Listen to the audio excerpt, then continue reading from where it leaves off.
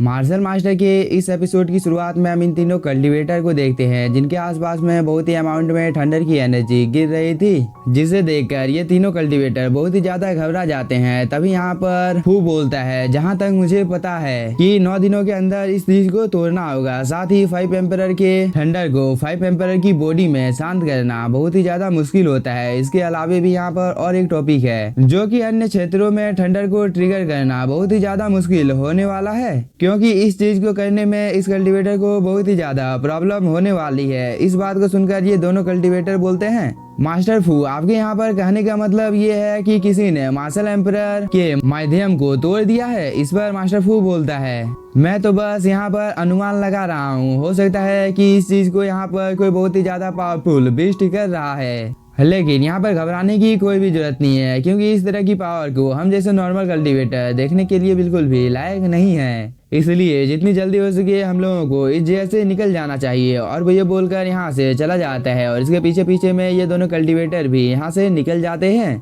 और इन तीनों कल्टीवेटर की स्पीड बहुत ही ज्यादा होती है। लेकिन यह सीन यहीं पर कट होता है और हम पिया मियाओ पैलेस की इस लेडी को देखते हैं, जिसे यहाँ पर बहुत ही ज्यादा गुस्सा आ गया था, क्योंकि वह चंगसा को बहुत ही ज्यादा ढूंढने के बावजूद भी चंगसा उसे कहीं पर भी नहीं मिलता है। इसलिए वो यहाँ पर अपनी पावर का यूज करके जितने भी ज्यादा चट्टान होती है उन सभी को डिस्ट्रॉय करने लगती है।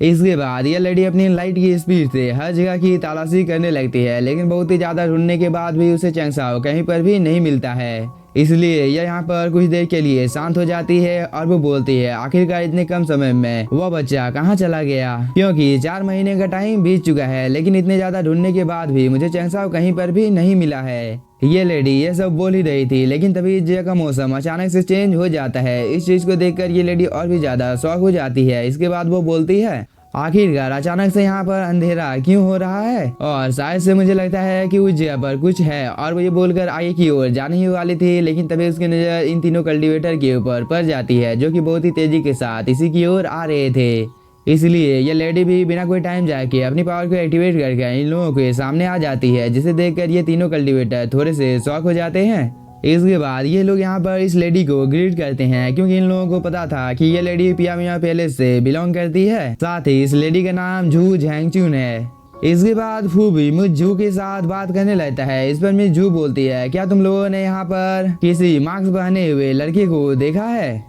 इस पर फू बोलता है, हम लोगों ने ऐसे व्यक्ति को कभी भी नहीं देखा है। इस बात को सुनकर मिस जू को थोड़ा सा गुस्सा आ जाता है और वो अपनी पावर को यहाँ पर एक्टिवेट कर लेती है। इस चीज को देखकर फू थोड़ा सा डर जाता है, क्योंकि मिस जू ने इन लोगों के ऊपर अटैक कर दिया था, जिसे फू ने टाइम रहते ही डॉज कर लिया था। लेकिन ये अटैक बहुत ही ज्यादा पावरफुल होता है, जिसकी वजह से यहाँ पर एक छोटा सा ब्लास्ट होता है, जिसकी वजह से मास्टर फू बहुत ही ज्यादा डर जाता है। तभी मिस फू बोलती है, मुझे लगता है तुम लोगों ने जरूर से कुछ देखा है, इसलिए अगर तुम लोगों ने यहाँ पर मुझे उन सब चीजों के बारे में नहीं बताया तो तुम लोगों को मरने से कोई भी नहीं बचा सकता है।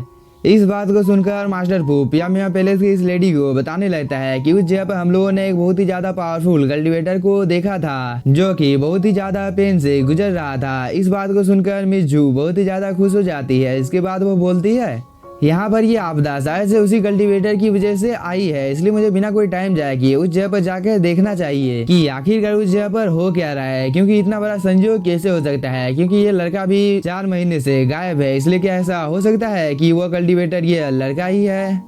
और यहाँ पर मिस जू चंगसाओ के बारे में बात कर रही थी। इसके बाद वो इन लोगों के ऊपर अटैक भी कर देती है, जिसकी वजह से मास्टर फू का एक साथी मर जाता है। इस चीज को देखकर ये दूसरा कल्टीवेटर अपनी जान को बचाकर यहाँ से भागने लगता है, लेकिन तभी एक अटैक जाकर इसे भी लग जाता है और इस चीज की वजह से इसकी भी मौत हो जाती है। तभी मास्टर फू बोलता है, आप यहाँ पर ये क्या कर रहे हैं, लेकिन तब तक मिस जू ने इसके ऊपर भी अटैक कर दिया था, जिसे मास्टर फू अपने सामने एक प्रोटेक्टिव बैरियर बनाकर रोकने की कोशिश करता है। लेकिन मिस जू का ये अटैक बहुत ही ज्यादा पावरफुल होता है, जिसकी वजह से एक ही झटके में मास्टर फू का अटैक डिस्ट्रॉय हो जाता है और वो इस चीज की वजह से थोड़ी दूर जाकर गिरता है।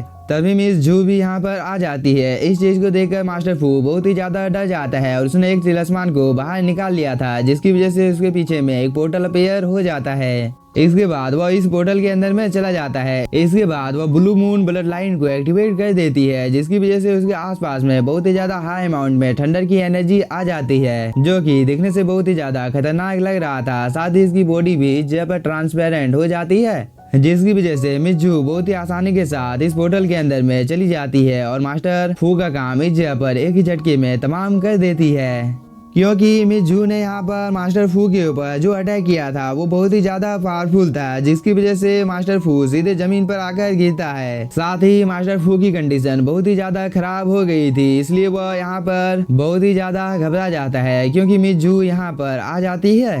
इसलिए मास्टर फू बोलता है, मैंने तो आपको कभी भी नाराज नहीं किया है, फिर आप मेरे साथ इस जगह पर ऐसा क्यों कर रही हो? क्योंकि मुझे यहाँ पर कुछ भी समझ में नहीं आ रहा है कि सिंगर ने आखिरकार हम लोगों के ऊपर अटैक क्यों किया है।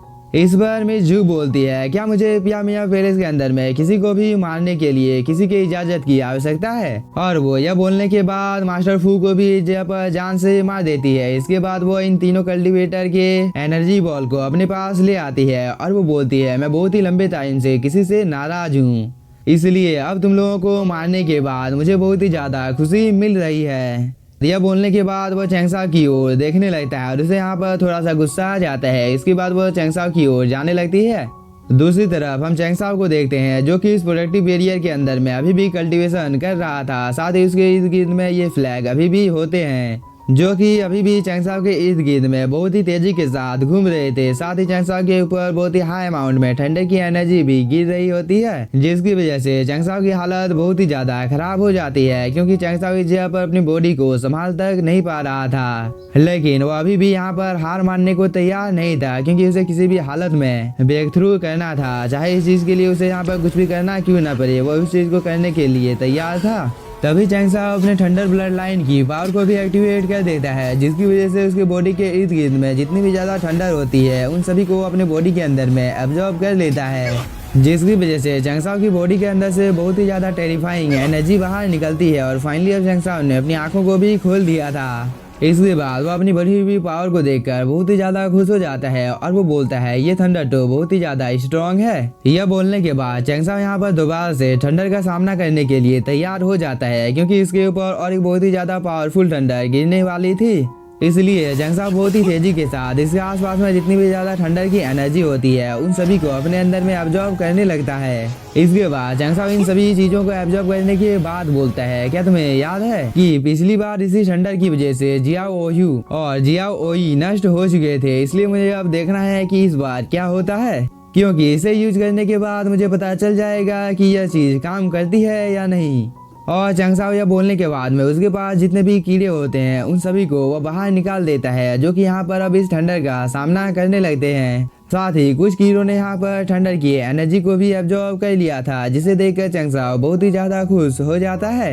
इसके बाद वो बोलता है, इन लोगों ने यहाँ पर वास्तव में एक विद्रोह शुरू कर दिया है, इसलिए इस मामले में अब मुझे बिना कोई टाइम जाया किए डीमन किंग को भी बाहर निकाल लेना चाहिए। और वो ये बोलने के बाद में डिमोनिक फर्नेस को यहाँ पर समन कर लेता है। इसके बाद चैंगसाओ बोलता है, डीमन किंग अब तुम्हारी बारी है। इस बात को सुनकर डीमन किंग भी बाहर निकल कर आ जाता है, लेकिन यहाँ पर ठंडर की एनर्जी बहुत ही ज्यादा थी, जिसकी वजह से डीमन किंग को बहुत ही ज्यादा झटके लगने लगते हैं और वो इन सभी को एब्जॉर्ब करने के लिए आगे की ओर बढ़ जाता है। लेकिन इसी के साथ हम लोगों का ये एपिसोड हो जाता है खत्म। तो अगर आप लोगों को एपिसोड पसंद आया होगा तो चैनल को सब्सक्राइब कीजिए और वीडियो को like. Thank you for watching. और बहुत से लोगों ने कमेंट किया था कि कल की वीडियो में कुछ प्रॉब्लम था, तो मैं आप लोगों को बता देता हूं कि एडिटिंग ऐप में अपडेट आया था, जिसकी वजह से शायद से कोई प्रॉब्लम आप लोगों को वीडियो में देखने को मिला होगा। तो इस चीज़ के लिए मैं माफ़ी चाहता हूं।